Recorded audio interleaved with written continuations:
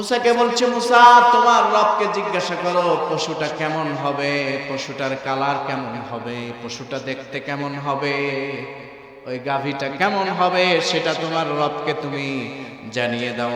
রব্বুল আলামিন যেন সেটা আমাদেরকে জানিয়ে দেয়, তেমন পশুই আমরা স্যাক্রিফাইস করতে চাই।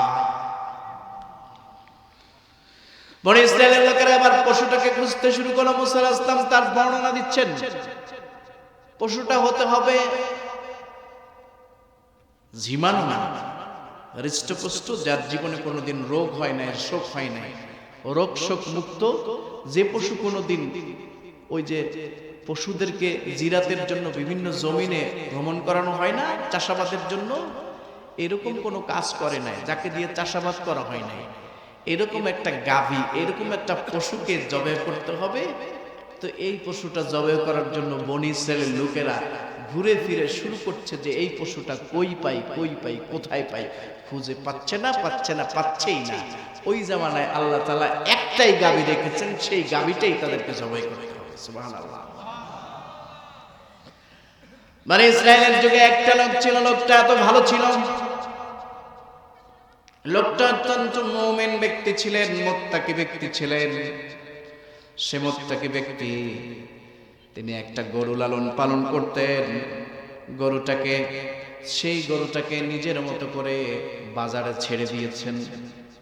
আমাদের দেশে আছে কিনা, আল্লাহর গরু বলে জঙ্গলে ছেড়ে যায়, রাস্তাঘাটে ছেড়ে দেয়, আল্লাহ রাস্তায় ছেড়ে দেয়, দেয় কিনা?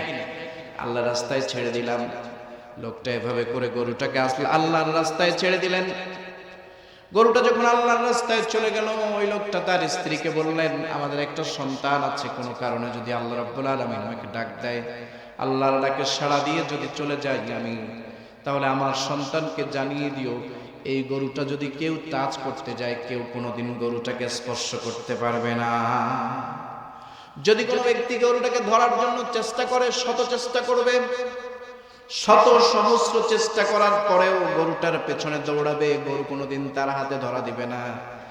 ওই গরুটা আমার সন্তানের হাতেই শেষ পর্যন্ত ধরা দিবে।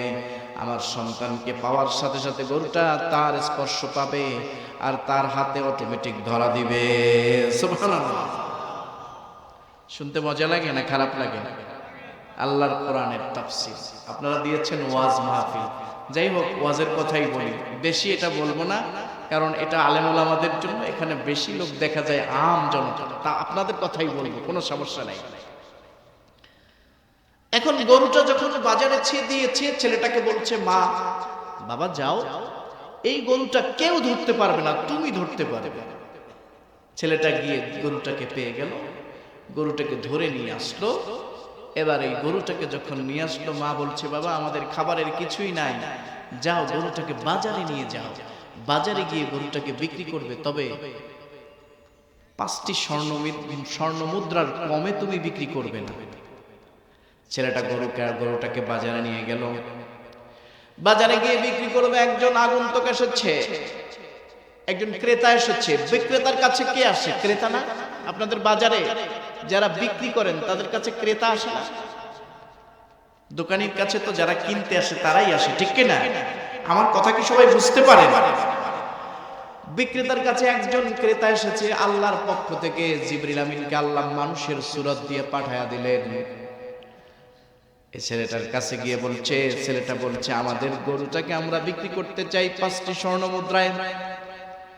আল্লাহর ফেরেশতা জিবরিল আমিন এসে বলছেন, না, 5টি স্বর্ণ মুদ্রায় তোমার গরুটা কিনবো না, তোমার গরুটার দাম দিব 10টা স্বর্ণ মুদ্রা। এখন বাবা সন্তানকে মা শিক্ষা দিয়ে দিয়েছে, বাবা তোমার কাছে যারা গরু কিনতে আসবে তারা যে দামই বলুক না কেন, সেই দামটা আমাকে জানাবে, তারপরে গরু বিক্রি করবে। ছেলেটা একটা বিপদে পড়ছে। এখন গরুর যে দাম নির্ধারণ করা হয়েছে 5টি স্বর্ণ মুদ্রা, কিন্তু দাম দিবে 10 স্বর্ণ মুদ্রা। তো মাকে জিজ্ঞাসা করতে হবে। ছেলেটা মায়ের অনুগত ছিল, কারণ মুত্তাকির সন্তান, মুমিন ব্যক্তির সন্তান। আর বনি ইসরাইলের যে দুষ্ট লোক, তাদের মধ্য থেকে একজন মুত্তাকি মুমিন ব্যক্তির সন্তান, অবশ্যই তার মধ্যে ঈমানের পাওয়ার আছে, ঠিক কি না? এখন মায়ের কাছে গিয়ে বলছে, মা গরুটা তো আমি 5 স্বর্ণ মুদ্রায় বিক্রি করতে চেয়েছিলাম, কিন্তু গরুটা তো 10 স্বর্ণ মুদ্রা দিতে চাচ্ছে, কি করব? বলে বাবা যাও গিয়ে গরুটাকে বিক্রি করো 10 স্বর্ণ মুদ্রায়। ছেলেটা আবার চলে যায়। কিছুক্ষণ পরে জিবরিল আমিন মানুষের সুরতে আবার এসে বলছে, না, তোমার গরুটাকে আমি 20 স্বর্ণ মুদ্রা দিব, তুমি গরুটা বিক্রি করবে কিনা? সেটা আবার মায়ের কাছে দৌড়িয়ে গিয়ে চলছে, বলছে মা 20 স্বর্ণ মুদ্রা দিবে, এখন কি করবো? বলে যাও বাবা বিক্রি করে এসো। 20 স্বর্ণ মুদ্রায় বিক্রি করলাম, মঞ্জুর। সেটা আবার চলে যায়, আবার জিজ্ঞাসা করে, সে বলে না, তোমাকে আমি 30টা স্বর্ণ মুদ্রা দিব, তুমি এটাই বিক্রি করবে কিনা?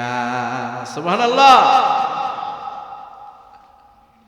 একে একে করে শুধু স্বর্ণ মুদ্রাই বাড়ছে, ব্যাপারটা কি? মায়ের কাছে গিয়ে বলছে, মা এতবার যাচ্ছি দোকানে, আমি দোকানে যখন বিক্রি করতে যাই ক্রেতা এসে আমার কাছে শুধু দাম বেশি বলে, কি করি মা বলতো? এবার 40 স্বর্ণ মুদ্রা তার কাছে চাইলো, 40 স্বর্ণ মুদ্রা দিব।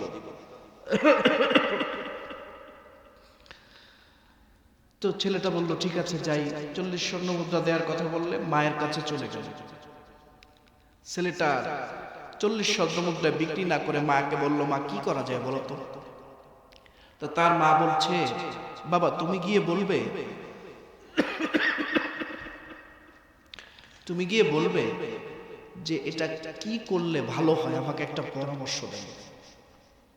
মা বুঝতে পারছে, মা বলছে যে এটা কি করলে ভালো হয় সে পরামর্শটা আপনি আমাকে দেন।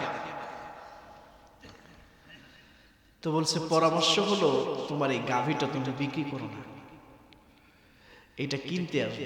এইরকম গাভী আর এই যুগে একটাও নাই। এই গাভীটা কেনার জন্য অনেক লোক আসবে, যারা তোমার গাভীর গায়ে যে চামড়াটা আছে, চামড়ায় যতগুলো স্বর্ণমুদ্র ঢোকে বা আটে, এই পরিমাণ স্বর্ণমুদ্র দিয়ে তোমার গাভীটা কিনে নিতেছে।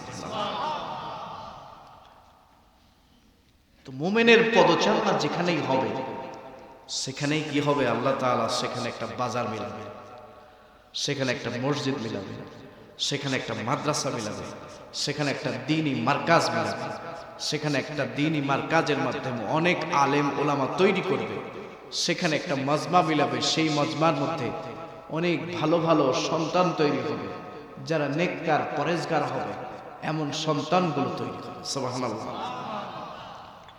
মুমিনের সন্তানকে আল্লাহ কি দিলেন? চামড়া ভরা স্বর্ণ মুদ্রা। কি দিলেন? গরুর চামড়া ভরা। কথা তো শুনতেছেন, তো শুনতেছেন না? খারাপ লাগতেছে জানি, অনেক রাত হয়ে গিয়েছে, তারপর কিছু কথা বলি। যেহেতু দূর থেকে এসেছি, বরিশাল থেকে এসেছি, মাইকিং না করলেও হয়তো আপনাদের এখানে কিছু কথা হয়েছে যে আসবে অনেক দূর থেকে, বরিশাল থেকে কিছু কথা বলবে, আমরা কিছু কথা শুনি, শোনেন। তো মাইকিংও হয়েছে আলহামদুলিল্লাহ। আমার ভাই আবু হানিফ ভাই, উনি দাওয়াত দিয়ে নিয়ে এসেছেন, খুব পছন্দের একজন মানুষ। উনি বলেছেন ভাই আমাদের এখানে একটু যেতে হবে, তাই আসলাম। যাই হোক, তো স্বর্ণ মুদ্রা নিয়ে যখন গরুটা বিক্রি করছে, তো বনি ইসরাইলের লোকেরা একবার চিন্তা করেছিল যে আমরা গরুটা জবাই দিব না, আর ওকে যে কে হত্যা করছে এটা বের করার তো প্রয়োজন আমাদের নাই, মানে বিশৃঙ্খলা তৈরি করার জন্য।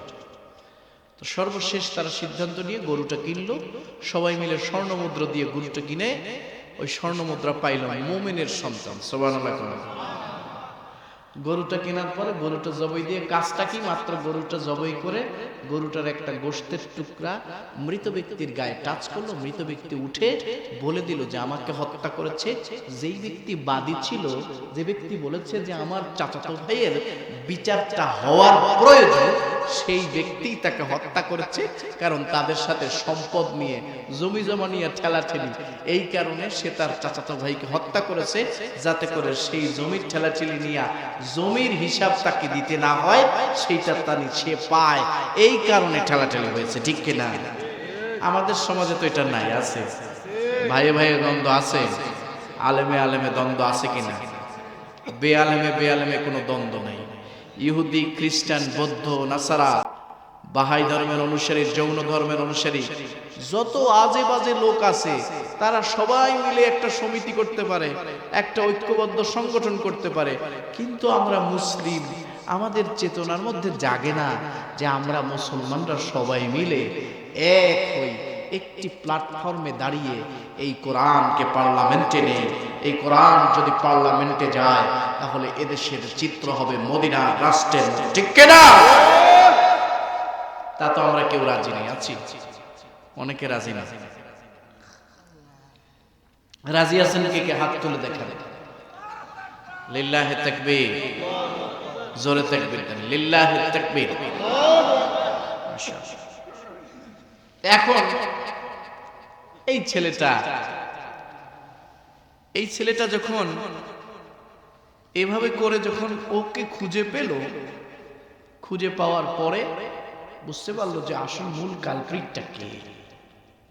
বুঝাতে পারছি? সম্মানিত ভাইয়েরা শোনেন, এবার আমরা কাম টু দা পয়েন্ট, এ কোরআনের মধ্যে ঢুকি। আল্লাহ রাব্বুল আলামিন বলছেন আলিফ লাম মিম হুরুফুল মুকাত্তাআত। হুরুফুল মুকাত্তাআত আরবি হরফ কয়টা? 29টা। কোরআনের বিভিন্ন সূরার শুরুতে এই হুরুফে মুকাত্তাআত গুলো আছে। এর অর্থ একমাত্র আল্লাহ তাআলা ছাড়া আর কেউ জানেন না। এর অর্থ জানেন কে? আল্লাহ। আল্লাহ ছাড়া কেউ জানে না, কেউ জানে না। এবার আল্লাহ চ্যালেঞ্জ করছেন, আমি তোমাদেরকে চ্যালেঞ্জ করছি। ওয়ালিদ ইবনে মুগিরা তৎকালীন আরবের সবথেকে শিক্ষিত পণ্ডিত, যিনি কবিতা আবিষ্কার করতেন। কবিতা আবিষ্কার করে মক্কার গেটে ঝুলাই রাখতেন। বাইতুল্লাহর আশপাশে সাবা মুআল্লাকা, নাম শুনছেন না? এই সাবা মুআল্লাকার মতো করে সুন্দর করে গেটে ঝুলাই রাখতেন, একটার পর একটা কবিতা ঝুলাই রাখতেন। তাকে জিজ্ঞাসা করা হলো, ওয়ালিদ ইবনে মুগিরা, তুমি মুহাম্মদ সাল্লাল্লাহু আলাইহি ওয়াসাল্লামকে দেখেছো, আসলে কি মুহাম্মদ কোনো কবি? বলে না। বলে মুহাম্মদের ভাষাটা কোনো কবিত্ব ভাষা না, মুহাম্মদের ভাষাটা হলো স্পষ্ট ভাষা। যে কোরআন সে নিয়ে এসেছে, এই কোরআনের কথা যেখানেই বলে তার স্পষ্ট অর্থ প্রমাণ সহ সে বলে। এটা কোনো কবির কথা না, যে কবিতার কোনো অর্থ নাই, ঠিক কিনা? এমন কথা আছে না? যাই হোক, সেটা আর শুরু না বললাম, একটু কথা বলে শেষ করি। এরপর বলছে, তাহলে সে কি কোনো গণক? বলে না, সে কোনো গণক না। গণকটা হলো গোনাবাসা, কিন্তু কোরআন কোনো গোনাবাসার কিতাব না, কারণ কোরআন হলো এমন কিতাব যে কোরআনের মধ্যে কোনো ভুল, যে কথার মধ্যে কোনো ত্রুটি নাই। সূরা শামস, আশ-শামস ওয়া দুহাহা। দেখেন, আপনারা বলতে পারেন কবিতা। ওয়াদুহাহা, প্রত্যেকটা আয়াতের শেষে একটা হা আলিফ লাগানো আছে। সুবহানাল্লাহ কোন? আমার ছোট্ট গবেষণা, প্রতিটি আয়াতের পাশে শেষে ওয়াকফের জায়গায়, ওয়াকফের আগে একটা হা আলিফ লাগানো আছে। সুবহানাল্লাহ। কেমন করে আল্লাহ সাজাইছেন? ইন্না আ'তাইনাকাল কাউসার ফাসাল্লি লিরাব্বিকা ওয়ানহার। প্রতিটা আয়াতের শেষে একটা র আছে, সেই রটার উপরে জসম আছে। সুবহানাল্লাহ কোন? ইন্না শানিয়াকা হুয়াল আবতার। এবং প্রতিটি আয়াতের মধ্যে অর্থবহ কথা আছে। প্রতিটি আয়াতের শেষে র আছে, প্রত্যেকটা রয়ের উপরে জজম আছে। আলেম ভাইরা খুব ভালো বুঝবেন। এবং প্রতিটি আয়াতের খুব কথার খুব গুরুত্ব আছে। এবার আল্লাহ বলছেন আলিফ লাম মিম, এই আয়াতের অর্থ যদি কোনো পৃথিবীর মানুষ খুঁজে বের করতে পারো, মুহাম্মদ সাল্লাল্লাহু আলাইহি ওয়াসাল্লামের নিজের বানানো কোনো কিতাব এটি নয়, এটি তার কোনো কবিতা নয়, তার প্রতি গণনা কিতাব নয়, এটি তার কোনো জাদুবিদ্যা নয়, বরং এটি হলো আল্লাহর কোরআন। এইরকম একটা কোরআন যদি তোমরা আবিষ্কার করতে পারো, সূরা বাকারার 23 নম্বর আয়াতে আল্লাহ বলছে, ওয়াইন কুনতুম ফি রাইবিন মিম্মা নাযালনা আলা আবদিনা ফাতু বিসূরাতিন মিন মিসলিহি ওয়াদউ শুহাদাকুম মিন দুনিল্লাহ। তোমরা যদি পারো কোরআনের মতো করে একটা সূরা পারো, একটা সূরা বানাও, ছোট্ট একটা সূরা, সূরা কাউসার। কখনোই তোমরা পারবে না। তোমাদের যারা সাক্ষ্যদানকারী আছে তাদেরকে নিয়ে তৈরি করো। যদি পারো একটা কোরআন তৈরি করে দেখো, যদি পারো কোরআনের একটা আয়াত তোমরা বানিয়ে দেখো। ফাইল্লাম তাফআলু ওয়া লান তাফআলু ফাত্তাকুন নারাল্লাতী ওয়াকুদুহান নাস ওয়াল হিজারা। আল্লাহর ঘোষণা, কোনোদিনও পারবে না, সব সময় কোরআনের বিরোধিতা করবে। আর তোমরা যারা কোরআনের বিরোধিতা করেছো, তোমাদেরকে আল্লাহ তাআলা পরকালের জাহান্নামের অগ্নি হিসেবে জ্বালানোর জন্য তোমাদের প্রস্তুত করে রেখেছেন। সুবহানাল্লাহ। দুইটা জিনিস হবে জাহান্নামের আগুন, একটা হলো মানুষ আর একটা হলো পাথর। কারণ পাথর আর মানুষের সাথে অনেক মিল আছে, মানুষের অন্তর পাথরের চেয়েও খারাপ, পাথরের চেয়েও কঠিন অন্তর আছে না নাই? চোখ দিয়ে পানি বের হয় না, ঠিক কিনা? টিভির সামনে দাঁড়ায় থাকে, মুরব্বীরা টিভি দেখতে থাকে, বেগানা বেহায়াপনা বেলাল্লাপনা এগুলো দেখতে থাকে বাজারের মধ্যে দাঁড়ায় দাঁড়ায়। মিথ্যা না সত্যি? মরতে পড়েছে, তারপর বেগানা বেহায়াপনা বেলাল্লাপনা জিনিসগুলোকে আমরা কোনোদিন দেখবো? আল্লাহর কাছে তওবা করতে পারবেন ইনশাআল্লাহ? তওবা করলাম, আজকে থেকে আর দেখব পারেন না? সাহসটা আছে?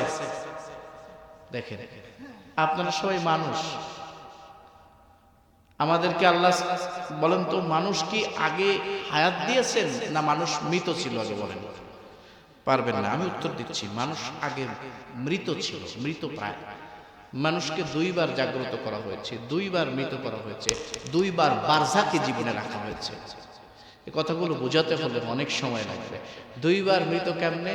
আলাস্তু বিরব্বিকুম, রুহের জগতে আমাদেরকে পাঠানো হয়েছে, সেখানে জিজ্ঞাসা করা হয়েছে, আল্লাহ জিজ্ঞাসা করেছেন আমি কি তোমাদের রব নই? রুহের জগতে সবাই জবাব দিয়েছে কলু বালা। আমরা কেউ নাম বলি নাই, এখানে নাম আর বালা দুইটা শব্দ।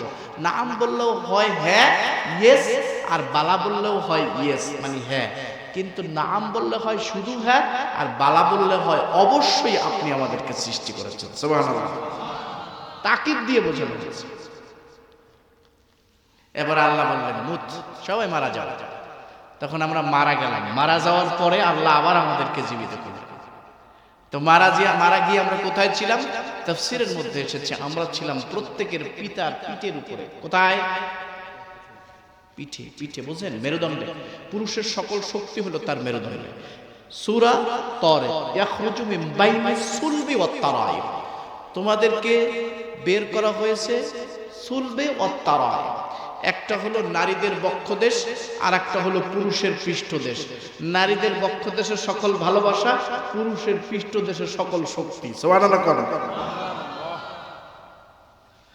কথা বলার যেহেতু সময় নেই, অল্প অল্প টাচ দিয়ে যায়। আসুন, এটা দিয়ে আল্লাহ সৃষ্টি করেছেন প্রতিটি পুরুষের পিতা, তার বাবা, তার দাদা, তার পরদাদা, তাদের পিঠ থেকে এসেছে। আল্লাহর কুদরতি হাত পিঠে দিয়েছেন, সেখান থেকে 120 জন করে পুরুষ আসছে। সুবহানাল্লাহ।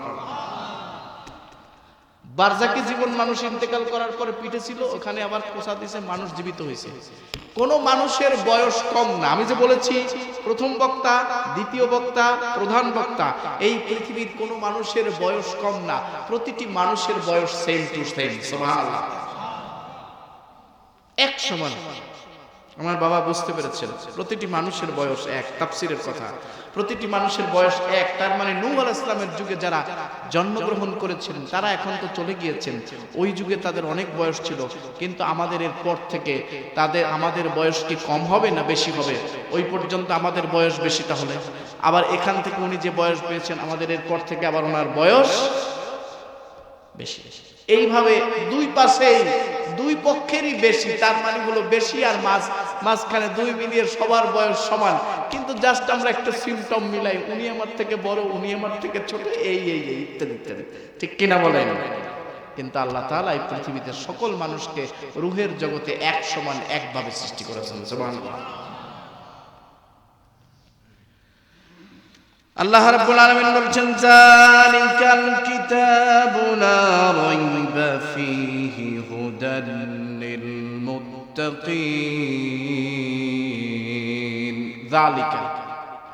যালিকা মানে ওই যে, যালিকা মানে ওই কিতাব। কোন কিতাব?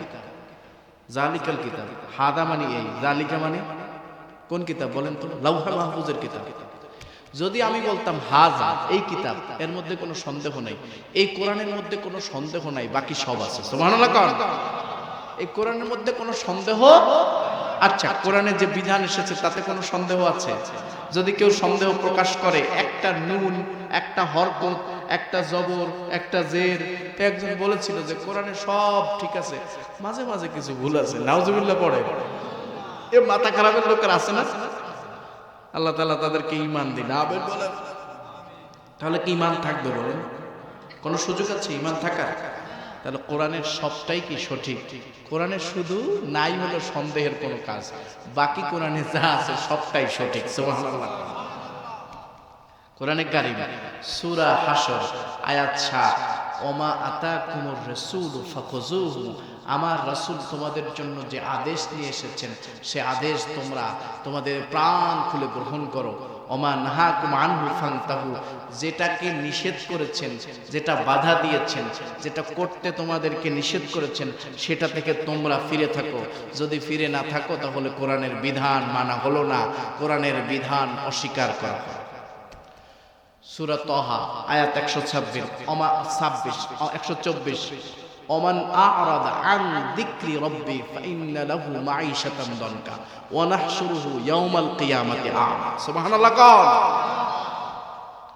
যদি কোনো ব্যক্তি আমার কোরআনকে অস্বীকার করে, এই জিকির শব্দের অর্থ হলো কোরআন,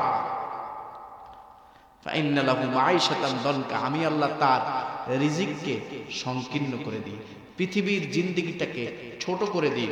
অনেক সম্পদ থাকে কিন্তু নিজে ভালো থাকলেও সম্পদ দিয়া স্ত্রীর কারণে কষ্টে থাকে, পরিবার পরিজনের কাছে কারণে কষ্টে থাকে, ছেলের কারণে মেয়ের কারণে কষ্টে থাকে। ঠিক কিনা? আছে না নাই?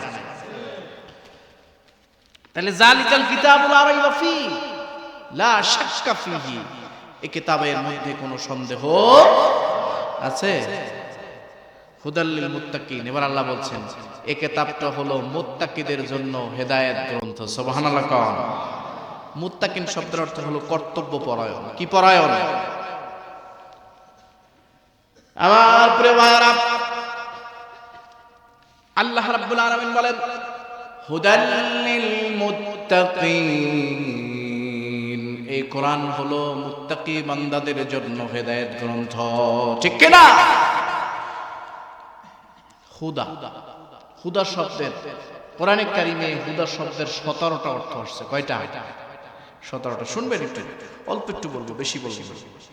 আল্লাহ রাব্বুল আলামিন বলেন হুদান ইয়ানি আল কোরআন কারীম, এটা বর্ণনা করা হয়েছে আল উজুহ ওয়ান নাযায়ের ফিল কোরআনিল আযীম। এই কিতাবের মধ্যে এসেছে হুদা শব্দের একমাত্র একটা অর্থ হলো, প্রথম অর্থ হলো হুদা মানে কোরআন। হুদা মানে কি? কোরআন মানে কি? আল্লাহর কিতাব। কোরআন মানে কি? আল্লাহর কথা। কার কথা? এইখানে যদি প্রধানমন্ত্রী আসতো তো প্রধানমন্ত্রীর কথা শোনার জন্য যত ঠান্ডা পড়ুক সবাই দৌড়ে আসতো না? আসতো কিনা? যার প্যান্ট শার্ট টাই চাদর টাদর যা আছে ভিআইপি জ্যাকেট পরে আসতো কিনা? সুন্দর করে এসে প্রধানমন্ত্রীর কথার জন্য বসে থাকতো। কিন্তু এই কথাগুলো বলছি কার? আল্লাহর। আমরা সবাই হলো অ্যাডভার্টাইজমেন্ট। বাজারে দেখেন না, আমার মলমটা ভালো, আমার প্রোডাক্টটা ভালো, আমার দাঁতের মাজনটা ভালো, হ্যাঁ, আমার প্রসাধনীটা ভালো, আমার চুলের তেলটা ভালো, আমার অলিভ অয়েলটা ভালো, আমার খেজুরটা ভালো, আমার মধুটা ভালো, আমার জিরাটা ভালো, কালো জিরাটা ভালো। আমরা উন্নত মানের তেল আবিষ্কার করি সরিষার দানা দিয়ে। এই কথা অ্যাডভার্টাইজমেন্ট আমরা করি না? এবার আসুন কোরআনে কারীম। এই কোরআন হলো সেই কিতাব যে কিতাব আল্লাহ নাযিল করেছেন মানুষের উপরে। সুবহানাল্লাহ। পাহাড়ের উপরে দিতে চেয়েছিলেন, পাহাড় বলেছে ও আল্লাহ কোরআন যদি আমার উপরে রাখো কোরআনের ভার আমি সহ্য করতে পারবো না। লাউ আনজালনা হাযাল কোরআন আলা জাবালিন লারাইতাহু খাশিআন মুতাসাদ্দিআন মিন খাশিয়াতিল্লাহ। ঠিক কি না? পাহাড়কে দেখলে বলছে আল্লাহ তুমি আমাকে এই কোরআন দিও না, এটা বড় দামি কিতাব, এই কিতাব তুমি আমার উপরে দিলে এর ভার আমি সহ্য করতে পারবো না, আল্লাহ তুমি আমাকে মাফ করে দাও। এ কোরআন তাকেই দাও, এ কোরআনের মর্যাদা যারা বোঝে তার কাছে তুমি কোরআন নাজিল করো। সুবহানাল্লাহ। এবার আসেন কোরআনের কথা একটু বলি। 11 শতকের কথা। আপনাদের এটা একটা দ্বীপের মতো। তা আমার মনে চাইলো যে এখানে একটু কথাটা বলি, এই কথাটা একটু মনে চাইলো বলতে। এই দ্বীপটা গড়ে উঠেছে 11 শতকের কথা। পৃথিবীর ভূখণ্ডে একটা দ্বীপ আবিষ্কার হয়েছে যার নাম হলো মালদ্বীপ। জর্ডানের খুব কাছে এই মালদ্বীপ। এই জর্ডানের যে নদী আছে সেই নদীর মধ্যে এই মালদ্বীপ আবিষ্কার হয়েছে। কেমনে? তাহলে একটু ঘটনাটা বলি। 11 শতকের কথা। পর্যটক ইবনে বতুতা আবিষ্কার করেছেন মালদ্বীপ কেমনে আবিষ্কার হলো। প্রতি বছর তিনি মালদ্বীপে যায়, মালদ্বীপে গিয়ে সেখানে কনফারেন্স হয়, সেই কনফারেন্সে কোরআনের বিপক্ষে বলে, সেই কনফারেন্সে ইসলামের বিপক্ষে বলে, কিন্তু গিয়ে দেখে সেখানে অগণিত মুসলমান। কারণ কি? কারণটা জানতে চাওয়া হলো। দেখলো যে একটা সিরিয়ার একদল লোক মক্কা থেকে নদীপথে ভ্রমণ শুরু করেছে, নদীপথে ভ্রমণ শুরু করেছে, বিশিষ্ট ব্যবসায়ীরা ভ্রমণ করছে, তারা জাহাজ নিয়ে ছুটেছে। নৌপথে যে কিছু দূর যাওয়ার পরে প্রচন্ড সাইক্লোন, ঝড়, ঘূর্ণিঝড় এর কবলে পড়ে ঠান্ডার মধ্যে তারা তছনছ হয়ে গেল, সমস্ত মানুষগুলো মারা গেল। সেই জাহাজে একটা ছেলে ছিল, সেই ছেলেটার নাম ছিল হাফেজ আবুল বারাকাত। হাফেজ আবুল বারাকাত বেহুশ হয়ে যায়, অজ্ঞান হয়ে পড়ে থাকে। ছেলেটা ভাসতে ভাসতে নদীর কিনারে চলে যায়, কাছে গিয়ে নদীর পাশে ছেলেটা ভাসতে ভাসতে পড়ে থাকে। ভাসতে ভাসতে যখন নদীর কিনারে পড়ে যায়, ছেলেটা বেহুশ অবস্থায় পড়ে আছে। এমন সময় সেখানে একজন বুড়িমা যায়, বুড়িমা যায় তার নিজের কাজের জন্য। নদী থেকে পানি তুলে আনবে, নিজে ব্যবহার করবে, তার সন্তানকে নিয়ে খাবার দাবারের জন্য পানির প্রয়োজন, সেজন্য গিয়েছে। গিয়ে দেখে আবুল বারাকাত এই ছেলেটা নদীর কিনারে বেহুশ অবস্থায় পড়ে আছে। ছেলেটাকে তুলে এলেন, এবার ছেলেটার সেবা শুশ্রূষা করলেন, ছেলেটার হুঁশ ফিরে আসলো। ছেলেটা বললেন, বুড়িমা আমি এখানে কিভাবে এসেছি আমাকে বলুন। তিনি বললেন, তুমি এভাবে এভাবে পড়েছিলে, তুমি আস্তে আস্তে হুঁশ ফিরে আসলো, তারপর তুমি আমাদের কাছে আসলে। বুড়িমাকে বললেন, বুড়িমা এখন আমি কি করতে পারি? বলে, বাবা তুমি কি করবে, এখানে আর কেউ নাই, আমার কোনো ছেলে সন্তান নাই, তুমি আমার ছেলের মতো করে এখানে থেকে যাও, আমার একটা কন্যা সন্তান রয়েছে। ছেলেটা এই কথা চিন্তা করে, ছেলের কোনো গার্ডিয়ান না থাকায় ছেলেটা ওই বুড়িমার ঘরে থেকে গেল। বুড়িমার কাছে যায়, কাঠুরে কাঠ কাটে, বনের মধ্যে গিয়ে কাঠ কেটে আনে, কাঠ কেটে নিয়ে এসে বুড়িমাকে সে কাঠ বাজারে বিক্রি করে, বাজার থেকে টাকা উপার্জন করে একটা অংশ বুড়িমায়ের হাতে দিয়ে দেয়, কিছু টাকা বাজার করে নিয়ে আসে, আর সেটা খাবারের জন্য প্রস্তুত করে ছেলেটার সামনে পরিবেশন করা হয়। এভাবে করে দিনাতিপাত করছে। হঠাৎ করে, সত্য ঘটনা, হঠাৎ করে এই ছেলেটা একদিন বাসায় গিয়ে দেখে বুড়িমা কাঁদছে। বলে, মা আপনি কেন কাঁদেন, কারণটা কি একটু খুলে বলেন। বুড়িমা কাঁদছে, এমন সময় বলছে, বাবা খুলে বলে কি লাভ বলো, আমাদের এই যে নদীটা রয়েছে, এই নদীতে কিছু কুসংস্কার রয়েছে। প্রতি বছর যদি একটা কুমারী মেয়েকে এই নদীতে না দেওয়া হয়, তাহলে এই নদী আমাদের সকলের ঘর বাড়িকে, ব্যবসা বাণিজ্যকে তছনছ করে দিবে। নাউজুবিল্লাহ পড়ে। এ চিন্তাধারা অনেকের ছিল তখন, বেশি দূর না, 11 শতকের কথা বলছি। ইবনে বতুতা তখন বলে, তারপরে কি হলো? বলে যে এরপরে ওই ছেলেটা বলল যে যদি তাই হয়, আমার এই বোনটা কুমারী মেয়ে, বোনটাকে আমি যেতে দিব না, কারণ আপনার সাথে দেখা হয়েছে, আপনাকে মা যখন বলি, আমার এই বোনটা আমার নিজের মায়ের পেটের সহোদর বোনের থেকেও বেশি প্রিয়।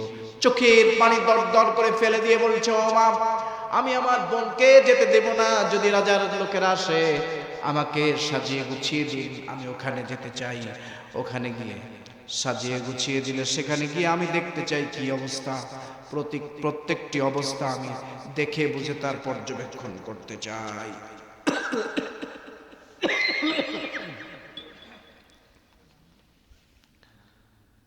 ছেলেটা যখন এ কথা বলল, বুড়িমা বলছে, ঠিক আছে বাবা, তোমার কথাই ঠিক আছে। বলে, কোনো সমস্যা নেই, আমার মেয়েটাকে পাঠাবো না, তোমাকেই পাঠাবো। রাজার নাম হলো সনুরাজ। কি নাম? সনুরাজ।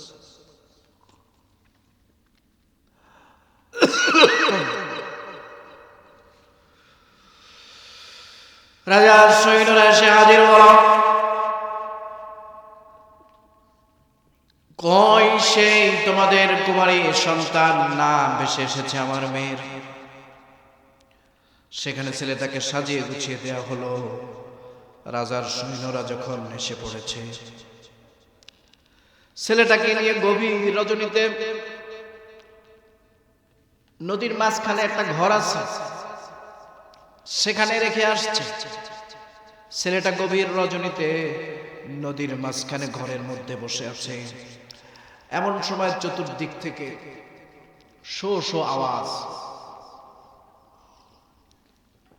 শো শো আওয়াজ। যত রাত্রি হয়ে যায়, রাত্রি যত গভীর হয়, চতুর্দিক থেকে শো শো আওয়াজ আসে। এই ছেলেটার মনে যতই ভয় জন্মায়, ছেলেটা পবিত্রতা অর্জন করে আল্লাহর কোরআনটা খুলে তত বেশি কোরআন তেলাওয়াত করে। কোরআন তেলাওয়াত করতে করতে কোরআনের এক খাদেম, সকাল হয়ে গেছে। সনুরাজের সৈন্যরা আসে পরের দিন, ওই যে যাকে হত্যা করেছে তার লাশটাকে দাফন করার জন্য আসে। সকালবেলা এসে দেখে যাকে দাফন করবে সে একটা পুরুষ মানুষ, একটা ছেলে। মালদ্বীপের ঘটনা। ছেলেটাকে দেখে সে অবাক, কিভাবে কেমনে সম্ভব হলো? বলে যে আমি এখানেই ছিলাম। তো এখানে থাকা অবস্থায় তুমি কি করছো? তোমাকে মেরে ফেলে নাই? বলছে মিথ্যে কথা বলো। বলে না, কেন আমি মিথ্যে কথা বলবো? মিথ্যে কথা বললে কি কোনো সোয়াব আছে, কোনো উপকার আছে? মিথ্যে কথা বললে তোমরা আমাকে রাজপ্রাসাদ দিবা?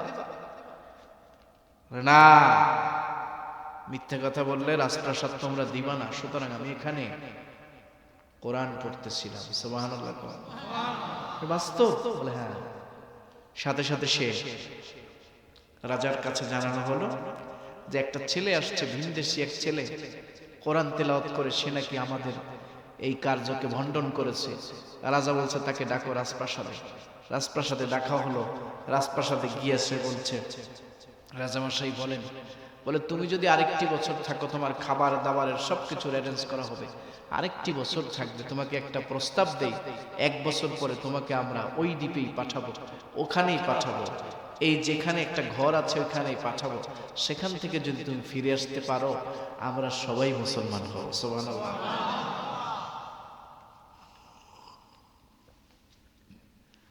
ছেলেটা আল্লাহর দরবারে কেঁদে কেঁদে বলে, রব্বুল আলামিন, সময় এসেছে তোমার কোরআন প্রচার করার জন্য। এ কোরআন বক্ষে নিয়েছি, যে কোরআন লাউহে মাহফুজের কোরআন, এ কোরআন যখন বক্ষে নিয়েছি, এই কোরআনের প্রচার না করে আমার জীবনটা যেন শেষ না হয়। আল্লাহ আমার হায়াতটাকে বৃদ্ধি করে দাও। ছেলেটা আল্লাহর দরবারে দোয়া করলেন। 1 বছর আল্লাহ তাকে হায়াত দিলেন। 1 বছর পরে ছেলেটা সুন্দর করে আবার সেই দিন আসার পূর্বে তাকে খাবার দাবারের আয়োজন করলেন। রাজকীয় খাবার দাবার আয়োজন করে বলা হয়েছে, তোমার কি চাহিদা আছে? সর্বশেষ চাহিদা কি আছে সেইটুকু বলো। তোমার জীবনের কি আশা আছে যেটা তুমি খাবা? শেষ খাওয়া খেয়ে যাও, কারণ ওখানে গিয়ে তো তুমি মারা পড়বে।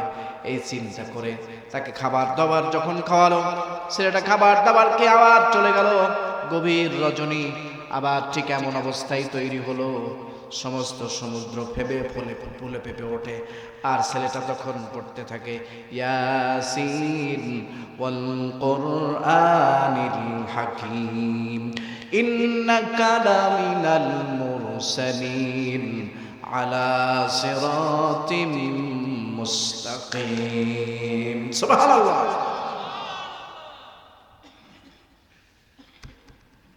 বিশ্বনবীর এই যে আবু লাহাব আছেন, আবু লাহাবের স্ত্রী আল্লাহর রাসূলকে গেছে মারতে। মুহাম্মদ আমার হাজবেন্ডের ব্যাপারে সূরা নাজিল করাইছে, তাব্বাত ইয়াদা, সূরা আবু লাহাব, সূরা লাহাব নাকি? আমার হাজবেন্ডের ব্যাপারে সূরা নাজিল হইছে, এটা কোথা থেকে আবিষ্কার করছে? মুহাম্মদকে মারার জন্য বাজে ময়লা নোংরা জিনিস নিয়ে গিয়েছে, আল্লাহর রাসূলকে মারবে। আবু লাহাবের স্ত্রী সামনের দিকে যায়, আল্লাহ রাসূলকে আবু বকর বলছে, ইয়া রাসূলুল্লাহ, ইয়া হাবিবাল্লাহ, আপনাকে বেইজ্জতি করবে। ওই যে আবু লাহাবের স্ত্রী আসছে। আল্লাহর হাবিব বলে, আবু বকর একটু ধৈর্য ধারণ করো, কারণ আমার আল্লাহ আমাকে যে কিতাব দিয়েছেন সে কিতাবের কত পাওয়ার, কত ক্ষমতা তুমি জানো। সুবহানাল্লাহ। হাদিস শরীফের মধ্যে এসেছে বিশ্বনবী আমার তখন পড়া শুরু করলেন ইয়াসিন ওয়াল কুরআনিল হাকীম ইন্নাকা লামিনাল মুরসালিন। সূরা ইয়াসিনের 1 থেকে 9 নম্বর আয়াত পর্যন্ত আল্লাহর হাবিব তেলাওয়াত করলেন। আবু বকর বলেন আল্লাহর হাবিব যখন 1 থেকে 9 নম্বর আয়াত পর্যন্ত তেলাওয়াত করলেন, আবু লাহাবের স্ত্রী একবারও আবু লাহাবের স্ত্রী আমার পাশে দাঁড়ালো, কিন্তু মুহাম্মদ সাল্লাল্লাহু আলাইহি ওয়াসাল্লামকে দেখতে পেলেন না। আল্লাহ আসমানি একটা পর্দা দিয়া মুহাম্মদ সাল্লাল্লাহু আলাইহি ওয়াসাল্লামকে ঢেকে দিলেন। সুবহানাল্লাহ। এই ছেলেটা কোরআন তেলাওয়াত করছে, কোরআন তেলাওয়াত করার মধ্যে চতুর্দিকে আওয়াজ শো শো শো। সে শুধু তেলাওয়াতই করতেছে। কোরআনের তেলাওয়াত মুহুর্মুহু তেলাওয়াত করে, আর তার ঈমানের নূর বাড়তে থাকে। সমস্ত রাত্রিটা পার হয়ে গেল, সকাল হয়ে গেল। রাজার সৈন্যরা এসেছে এই ছেলেটাকে নিয়ে চলে যাবে।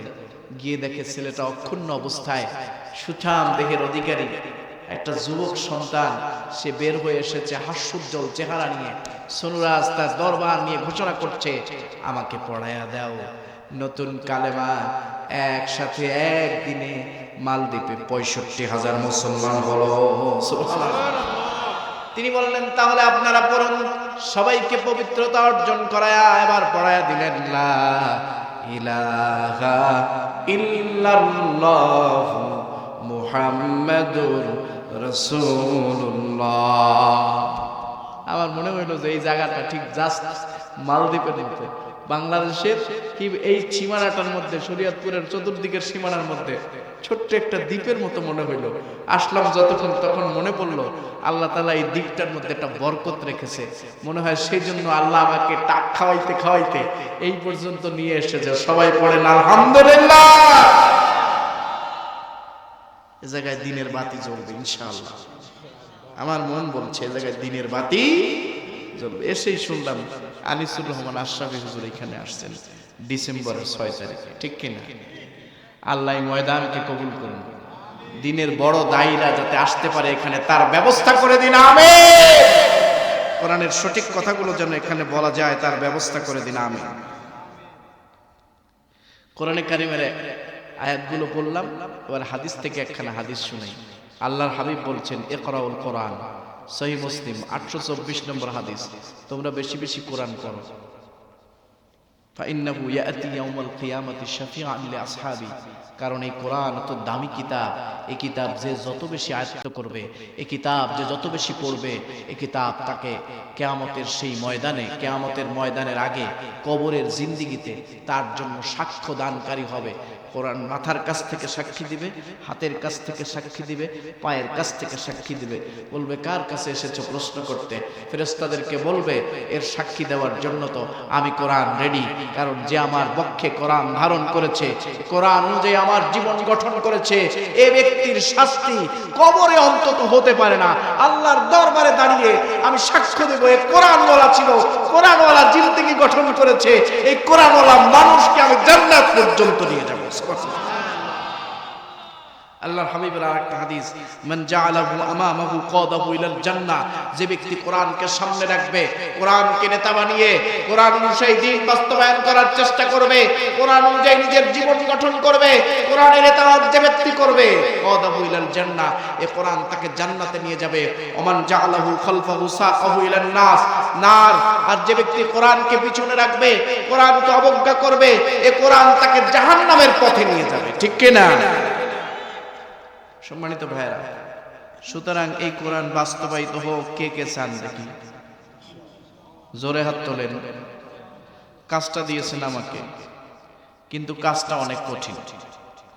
কাজটা হইল, এ কাজ আমি কখনো করি নাই, তারপর আপনাদের সামনে হাত তুললাম। হাত তুলেন সবাই, হাত তুলেন। যারা হাত তুলছেন, লোক সবাই নাই, যারা হাত তুলছেন এদের সবাইকে একটা ওয়াদা দিতে হবে। সবাই বলেন আমিন। ওয়াদা দিতে রাজি আছেন? পরে তুলবো, আগে নামান হাতটা। একটা ঘটনা না বললেই না। হুদাল লিল মুত্তাকিন আল্লাযীনা ইউমিনুনা বিল গায়বি ওয়া ইউকিমুনাস সালাতা ওয়া মিম্মা রাযাকনাহুম ইউনফিকুন। অর্থটা বলে দেই। হুদাল লিল মুত্তাকিন আল্লাযীনা ইউমিনুনা বিল গায়ব। মুত্তাকি কর্তব্যপরায়ণ ব্যক্তিদের 5টা গুণ। কয়টা গুণ? 1 নম্বর, যারা অদৃশ্যকে বিশ্বাস করবে। অদৃশ্যকে, আচ্ছা বলেন তো পৃথিবীতে যা আছে সব কি অদৃশ্যের বিশ্বাস না? আচ্ছা বলেন তো, আপনার জন্মগ্রহণের সময় আপনি কি দেখছেন কে আপনার মা, কে আপনার বাবা? আপনার বাবা দেখছে? আপনার দাদি যদি না বলে দিছে, তাহলে আপনার চাচাকে সে বলতে পারছে? কেউ বলতে পারছে? তাহলে এই পৃথিবীটা কি অদৃশ্যের উপর চলে না? আল্লাহর হাবিবকে দেখছেন, আল্লাহকে দেখছেন, সাহাবা ইকরামকে দেখছেন। এজন্য আল্লাহর হাবিব বলেছেন, যারা না দেখে আমাকে এত পছন্দ করে, যারা না দেখে আল্লাহর কাজ করে, তাদের মতো সৌভাগ্যবান ব্যক্তি আল্লাহর কাছে আর কেউ নাই। সুবহানাল্লাহ।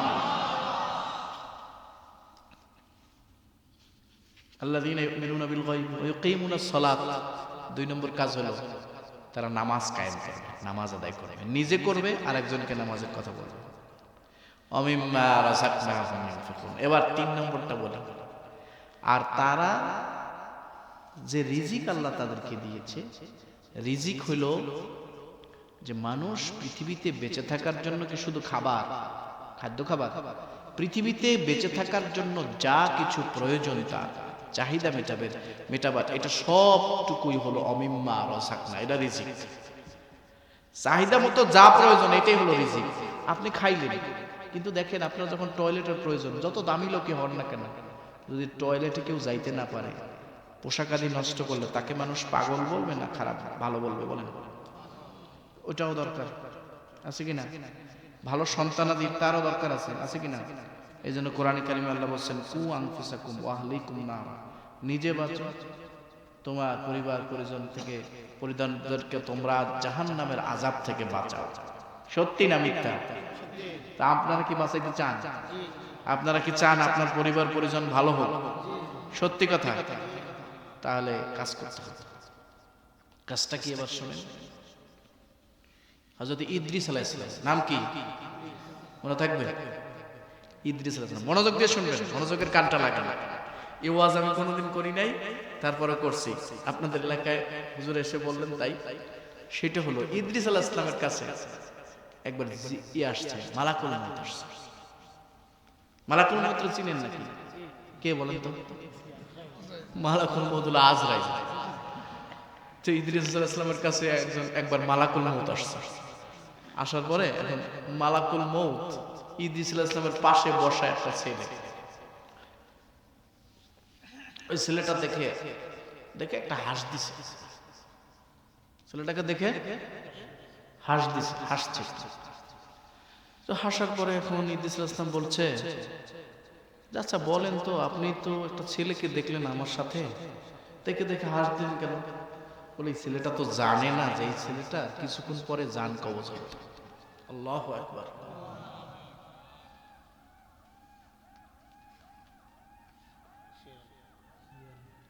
জান কবজ হবে কিছুক্ষণ পরে, এটা শুনতে পেরে তো এবার বলছে তাই নাকি? তো ওই মজলিসটা শেষ হয়ে গেল, ছেলেটা চলে গেল। চলে যাওয়ার পরে ছেলের কাছে ছেলেটা আবার এরকম একটা মজমায় এসে হাজির। তো হাজির হয়ে বলতেছে, এ তো আবার সেই মজমায় হাজির। তো মজমায় হাজির আবার একটা হাসি দিছে। বলে কি ব্যাপার, আপনি আবার হাসি দিলেন? একই সেম কাজ, কাহিনী। তো বলছে কারণটা কি? তো বলে যে কারণটা হলো, আমার একটা প্রশ্ন জাগলো যে আসলে আল্লাহ তাআলা এরকম করলো কেন? আল্লাহর অর্ডার হলো যে ছেলেটার জান কবজ করতে হবে, কিন্তু ছেলেটা জান কবজ করতে পারলাম না। জান কবজ করতে গেলাম, আল্লাহ বলে থাম। কারণ কি? বলে জান কবজ করতে গেলাম, এমন সময় থামতে বললেন। কারণ হলো এই ছেলেটা প্রথম দিন জান কবজ করতে গেছে, ওই ছেলেটা কোনো একজন আগন্তুক পথচারী সায়েল, সে হাত পাচ্ছে যে আমারে কিছু দে, তুমি তো খাইতে পারো, আমি তো খাইতে পারি না। ছেলেটার পকেটে যা ছিল সে কিছু দিয়ে দিল। সুবহানাল্লাহ। তো দিয়ে দেওয়ার পরে আল্লাহ বলে যা, দিয়ে দিছে। পরে উনি বললো যে আল্লাহ, যে ছেলেটা দান করলো আমাকে, আমি তো খেতে পারি না, ও তো খেতে পারে, সেই জন্য ও যখন আমাকে দান করলো, তুমি ওর হাতটা বাড়ায় দাও। সুবহানাল্লাহ। তো দ্বিতীয় দিন আবার আসছে, পরে আবার একই কাজ, আরেকজন আসছে। তাকে পকেটে যা ছিল সবই দিল। আল্লাহ তুমি ওর হায়াতের মধ্যে বারাকা নসিব করে দাও। বলে আমি আল্লাহর কাছে জিজ্ঞাসা করলাম, আল্লাহ এটা কেমন হইল? এই কারণে হইল যে ও দান করলো, আর সে এমন দোয়া করলো যে আমি আল্লাহ এত খুশি হয়ে গেলাম যে ওই ছেলেটার হায়াতকে আমি আরো বৃদ্ধি করে দিলাম, ওই ছেলেটা আরো অনেক বছর বাঁচবে। তো দানে মানুষের হায়াত বাড়ে। দানে কি হয়? এবার সবাই হাত তোলেন, সবাই হাত তোলেন। কোন একজন ব্যক্তিও, লোক পাইছি অল্প, এই যে কয়জন লোক আছেন এই কয়জন লোক ওয়াদা করবেন যে মসজিদে দান করে, মাদ্রাসায় দান করতে হবে, এই দিনী মাদ্রাসায় দান করতে হবে। আমাকে বলছে যে 50 বস্তা চাল লাগবে। কয় বস্তা? 50 বস্তা। তো যেহেতু এত রাত, এরকম ঠান্ডা, তা আমি আশা করি যে আপনারা আমার সাথে কি একমত না ভিন্ন মত? আমি আস্তে আস্তে কিন্তু শুনছি নড়িয়াতে এত পরিমাণ সবজি উৎপাদন হয়, সেটি বাংলাদেশের বিভিন্ন অঞ্চলে যায় এবং বাংলাদেশের অনেক জায়গায় এই নড়িয়ার সবজি যায়। মিথ্যা না সত্যি বাবা? এবং এই নড়িয়ায় এমন লোক আছে, প্রত্যেক এমন কিছু এলাকা আছে যেখানে সব ইটালিয়ান কনসার্ট বসায়, সেইখানে টাকা দেয়, কিন্তু মাহফিলে টাকা দেয় না। আছে না? মিথ্যা না সত্যি? কিন্তু আল্লাহ কোরআনে বলছে কি, সূরা আলে ইমরান, তাআওয়ানু আলাল বিররি ওয়াত তাকওয়া ওয়ালা তাআওয়ানু আলাল ইসমি ওয়াল উদওয়ান। তোমরা ভালো কাজে টাকা দাও, অন্যায় কাজে টাকা দিও না। কারণ ভালো কাজে টাকা দিলে এটাই সদকায়ে জারিয়া, অন্যায় কাজে টাকা দিলে ওটাতে তোমার গুনাহ হবে। তুমি মারা গেলেও জীবনে তো ভালো কাজ করতে পারো না, ফেসবুকে একটা পচা ছবি আপলোড দিছো, সেটা দিয়ে তোমার অন্যায়গুলো ফ্লেক্সিলোড হয়ে তোমার কবলে যাচ্ছে। আর তুমি যদি একটা ভালো জিনিস ফেসবুকে আপলোড দিতা, কোরআনের একটা আয়াত দিয়া, যে আল্লাহ বলছেন যে তোমরা মিথ্যা কথা বলো না, আল্লাহর হাবিব বলেছেন তোমরা মিথ্যা কথা বলো না, মিথ্যা কথা কবিরা গুনাহ, মিথ্যা কথা সকল পাপের মূল, এইটা লেখা যদি আপনি ফেসবুকে ছাড়তেন, এটা আপনি ইন্তেকালের পরেও যারা যারা দেখে বলতো আলহামদুলিল্লাহ ভালো একটা কথা লিখছে, এগুলো সব ফ্লেক্সিলো এটা আহলোড হয়ে আপনার কবরে যাবে। ঠিক কিনা? সুতরাং আপনারা কবরে কি ভালো নিতে চান না খারাপ নিতে চান? একটু কমু, আমি এর থেকে ভালো ওয়াজ জানি না, দানের ওয়াজ। যাই হোক, আপনাদেরকে উদাত্ত আহ্বান করছে, আপনারা সবাই কিছু দান খয়রাত করবেন এই মাদ্রাসার জন্য। রাজি আছেন ইনশাআল্লাহ? যারা হাত তুলেছেন সবাই একটু ওয়াদা করেন কে কয় বস্তা চাল দেবেন। এরপর আমাদের আরেকটা ঘটনা আছে, খুব দামি ঘটনা, সেইটা আমি বলবো। তারপর এটা না বললে আর বলতেছি না। আল্লাহর হাবিবের মেয়ের জামাই, তার নাম কি? হযরত আলী রাদিয়াল্লাহু তাআলা। নাম কি? লেখেন, 70 মালো 2 বস্তা চাল। আলহামদুলিল্লাহ পড়েন। আলহামদুলিল্লাহ জোরে কইবেন না? মনে পড়ে যায় একটা ঘটনা।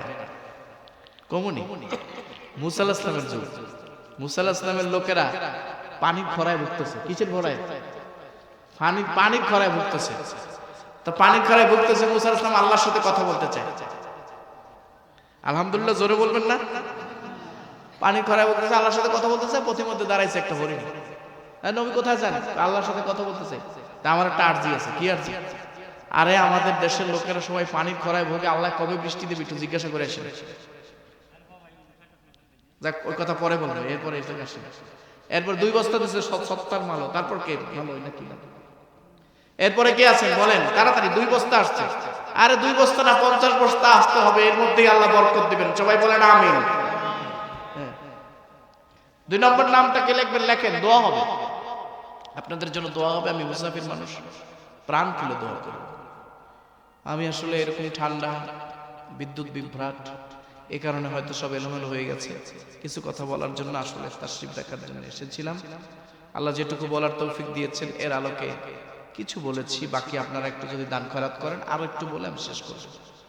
কে তারপরে কে নাম লিখাইতেছেন তাড়াতাড়ি? আমি জানি এনাদের টাকা আছে, সবজি বিক্রি করে, এরকম অনেক লোক আছে, আমি তো আর চিনি না, নাম বলে মেনশন করে বলতে পারছি না। শোনেন তাহলে, আজকে একটা কথা বলে যাই। আমার মসজিদের যিনি সভাপতি, পাকিস্তান পিরিয়ডের আগে আমার মসজিদটা করা, সে মসজিদে শুধু আমি জুমা পড়াই। আমার মসজিদের সভাপতির বরিশালে বিশাল বাড়ি, ব্যবসা বাণিজ্য, তার সমস্ত আশপাশে বাজার রোডে তার আশপাশে যত দোকান ছিল সব পুড়ে গেছে। সে বলছে যে হুজুর আমার জন্য একটু দোয়া করেন, এটা আমার কোনো কিচ্ছু নেই, আমার কোনো কৃতিত্ব নেই। আমি বলছি আল্লাহ তুমি তার এই এই সম্পদ হালাল সম্পদ, এটা মাদ্রাসা করছেন 10 কোটি টাকা খরচ করে, আল্লাহ এটাকে তুমি হেফাজত করার দায়িত্ব নাও। এই ব্যক্তি তোমার দিনের দায়ী, দিনের খেদমতকারী, দানকারী, তার উপরে তুমি বরকত দাও। আল্লাহ তার একটা সিটা ফোটাও না, তার একটা ওয়েল মিল, তার একটা চিংড়ির আড়ত আছে, এগুলো কোনো একটা টিনেরও ক্ষতি করে না। সুবহানাল্লাহ। আপনাদের জন্য দোয়া হবে, কে কে নাম লেখাবেন লেখেন। আরো আছে দুরারোগ্য ব্যাধি, মরণ যন্ত্রণায় আক্রান্ত, আমার মসজিদে দোয়া করাইছে আমাকে দিয়ে, আলহামদুলিল্লাহ প্রাণ করে দোয়া করছে। বলে হুজুর, ডাক্তাররা, বিশেষজ্ঞ চিকিৎসক সবাই টিম নিয়ে বসছে, বলছে যে এইরকম রোগ আমি দেখিই নাই, এ রোগ ভালো হবার কথা না, ক্যান্সারের লাস্ট টার্ম। বলে যে আমার শাশুড়ি একেবারে পেটের মধ্যে আছিল একটা টিউমার, সেই টিউমার ভালো হওয়ার কথা না, কিন্তু সেই টিউমার ব্লাস্ট হয়ে প্রস্রাবের সাথে বের হয়ে গেছে। সুবহানাল্লাহ। সে এখন মিথ্যা না, বাস্তব কথা। আমার মসজিদের সেক্রেটারি, ওই এলাকার স্বনামধন্য লোক এবং সেই এলাকার সব থেকে ভালো মানুষ, দান খারাতে কাজ কয়, দান কে করবেন? তাড়াতাড়ি নাম করেন, তাড়াতাড়ি তাড়াতাড়ি দোয়া করবো, 1 বস্তা, আলহামদুলিল্লাহ। আর কোন ভাই আছেন? তাড়াতাড়ি নাম বলেন, তাড়াতাড়ি। 1 বস্তা চাউলের দাম কত হবে? সর্বোচ্চ 3000 টাকা না? সর্বোচ্চ 3000 টাকা, বেশি না বাবা। চা, পান, সিগারেট এগুলো একটু কম খাইলেন, অসুবিধা কি? ডিশের বিলও 500 টাকা, 300, 400, 500 টাকার নিচে ডিশ বিল নেই। আছে? সবাই একটু ওয়াদা করেন। আসলে আমি এই টাইপের আলোচনা করি না, তারপর হুজুর বলছেন যে হুজুর কিছু একটু তুলেন, এই জন্য বললাম। আসেন, আসলে এই পরিস্থিতি তৈরি না হলে আরো কিছু কথা বলতাম, কিন্তু আপনাদের মনে খারাপ। ওনার নাম লেখেন, ওনার নাম লেখেন। আলহামদুলিল্লাহ বলেন ভাই, আলহামদুলিল্লাহ।